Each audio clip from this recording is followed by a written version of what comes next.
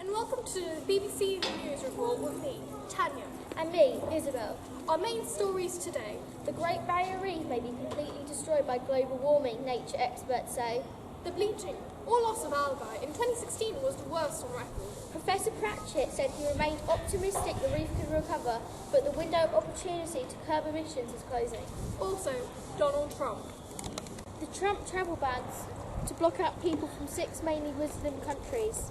The order would have a 90-day ban on people from these countries and a 120-day ban on any refugees. Trump says the ban is to stop terrorists from entering the US. However, the critics believe the ban is discriminatory. So, the ban has been suspended as it violated the rights of people who had valid residential papers and visas. It was also said that it would prevent tourism and foreign workers from coming in. And now obesity. Now, I'm about to talk about the obesity epidemic. In the US alone, over 800 people a day die from weight-related issues. And 2/3 of their population are overweight. One of those thirds being obese. In 2014, 41 million children under the age of 5 were overweight or obese. This means that they are more likely to die prematurely, be disabled in adulthood, have breathing difficulties and develop a range of diseases. Including 11 different types of cancer that have been directly linked to obesity. In most cases, if you have a BMI, body mass index, of 25 or over, you are medically overweight. And if your BMI is over 30 or over, you're medically obese. Although this isn't the case for most people. BMI doesn't include muscle mass, so you can be medically overweight but still healthy. This is because muscle tissue weighs more than fat, so if you have lots of muscle, you can still be healthy and medically overweight. Percent of your weight is contributed to your diet, so if we do not start eating healthier, it is estimated that by 2030, 51% of the world's population will be obese. Over to Amira and Natasha who have more on the Scottish referendum.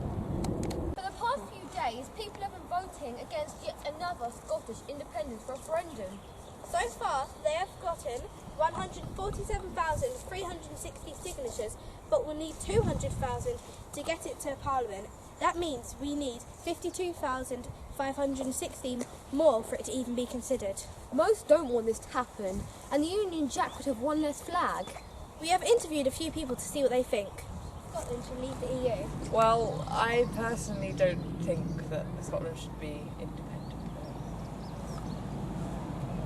That Scotland should leave. Yes. Yes. The majority of people in our school do want to be separated from Scotland. Next we'll be asking Yvonne, A woman who lives in Scotland, about their opinion of the referendum. We don't need a second referendum. The people of Scotland have already said no. Nicola Sturgeon won't take no for an answer. Leaving will be bad for Scotland because jobs could be lost, prices could rise, no one knows what currency Scotland would use, Scotland would have less influence in the world. Scotland must remain part of UK. breaking news. Theresa May has just rejected the referendum. Amira and Natasha, on the back of International Women's Day, we have a report on women in societies across the world. Now over to Neve for the report. Around 49.6% of the world's population is female, and women are underrated in every possible way. From the gender pay gap to sexist everywhere, stories like women being stereotypically pretty models are often heard. Women are often seen in a negative way. These are stories we don't hear, or the media choose for us not to hear. Inspirational women from across the globe. Did you know one of the most successful women in the world is named Lise Meitner? She's from Austria and she's a physicist who works on radioactivity and nuclear physics. She was awarded multiple awards, like the Liban Prize for her work. The first woman to join the Indian Police Service is Karan Bedi. She is retired after writing many successful biographies and books. One of the founders of Uber, Baba Kanal, is from Sweden. Uber is now the most famous taxi service in the world. All women worldwide who are forgotten about. Back to the studio to Isabel and Tanya. Neve, now on to some local news on Foal Farm, a charity in the Biggin Hill area. Thank you, Tanya and Isabel. Hello and welcome to our BBC School Report. Today we'll be talking about Foal Farm, which is a local charity just a few minutes away from our school. Foal Farm is a very serious matter for abused animals and animals in need of love. It was a dog named Rex that is responsible for the birth of Foal Farm. Hi Neil, would it be possible to ask you a few questions? Certainly. Altogether, how many animals are there at Foal Farm? Around about 200 to 300 at any one time. And how does that make you feel? It's quite sad in a way, because it means there's a lot of animals out there that need to be helped, and we try and take in as much as we can. We're also a non-destruct a non-destruct policy as well. What's your daily routine? Right, my daily routine starts around about 8 o'clock in the morning. First thing I do is get all the feeds ready for the animals. I look after all the small animals, which means all the chickens, ducks, geese, rabbits, guinea pigs, etc.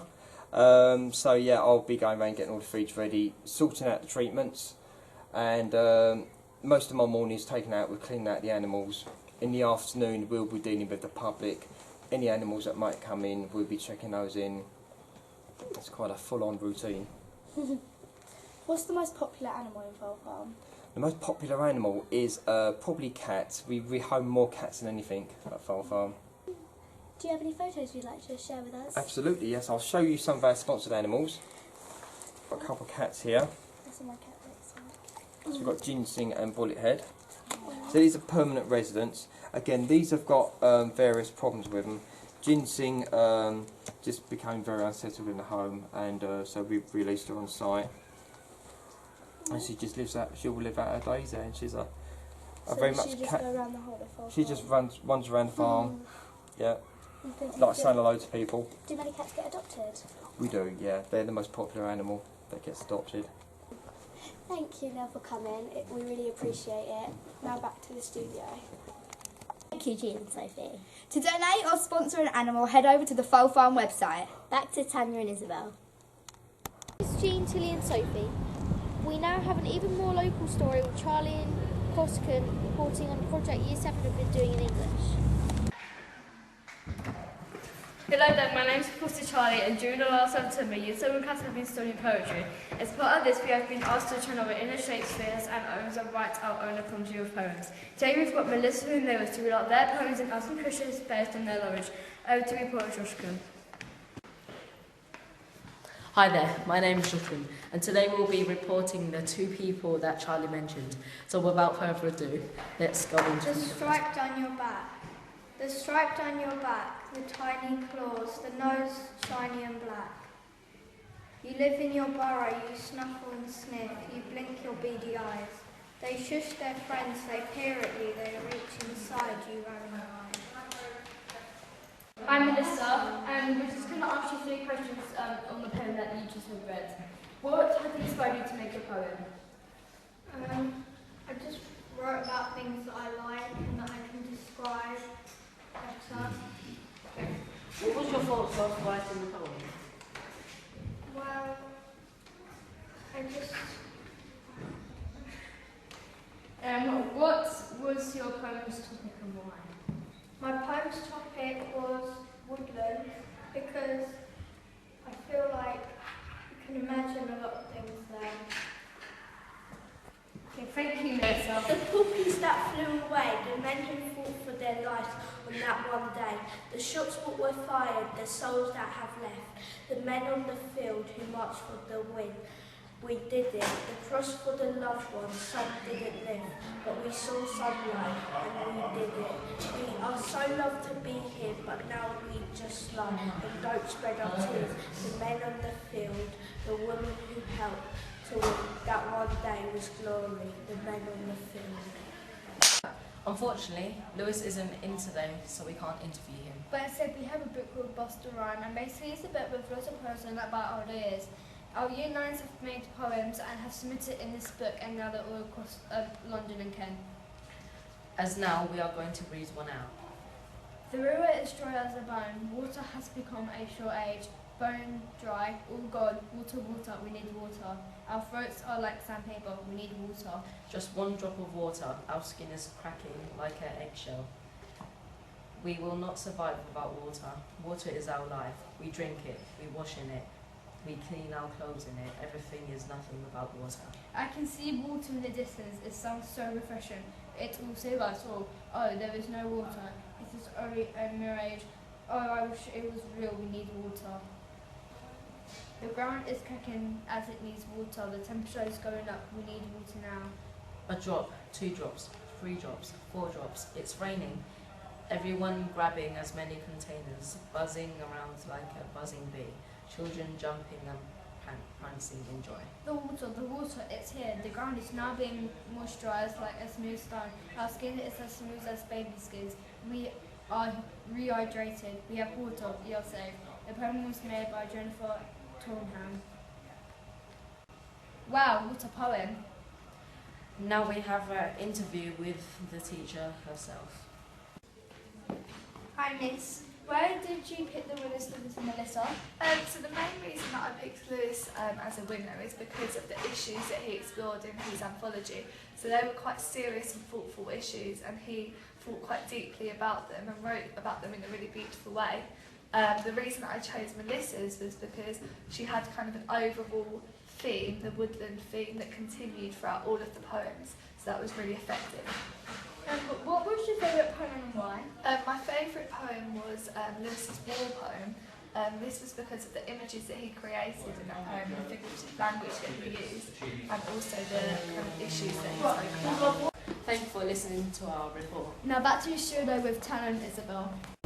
Thank you, Charlie and Josh. Now to more Charles Darwin news. On the 22nd of February, more able students in Year 10 here at Charles Darwin got the amazing opportunity to visit the Al Jazeera demonstration. Do you think it benefited the pupils? Well, I think firstly the location itself is quite an inspirational venue. It's on the 16th floor of the Shard.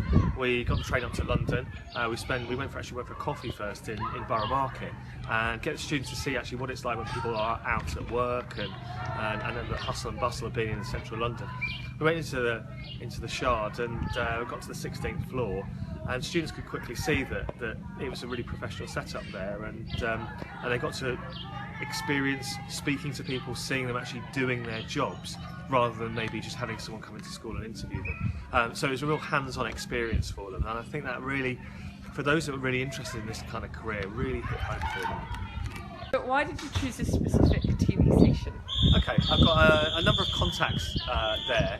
And I think it's really important to be able to give students an experience of seeing what life is like in the working world and seeing what careers are available for them. But I knew that they were a very, very professional organisation. I've been there visitors before. I know somebody who actually works there, and through that contact we were able to establish a link, and hopefully now we'll be able to get more schools visits there, particularly our sixth form. We're looking to get into media and journalism as well. Thank you.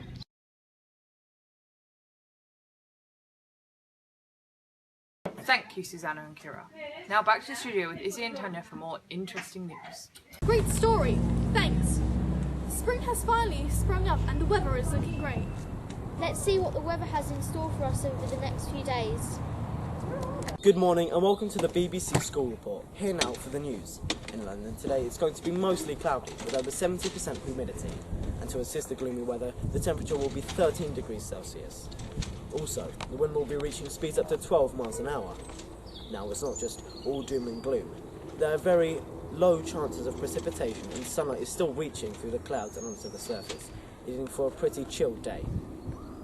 That was the London weather forecast. Now back to Tanya and Isabel in the studio. Perth, Australia, a cyclist was dubbed Goat Guy by Australian News. He and his 3 friends cycled for over 6 hours to create a masterpiece around Perth. They made a goat with GPS on their phone. They planned out the route with a basic connect the dots pattern, then cycled the route. Mr. Jones said, apart from riding 200 kilometres, it's relatively simple. You basically drop the little dots on the road and it plans directions out. Mr. Jones told the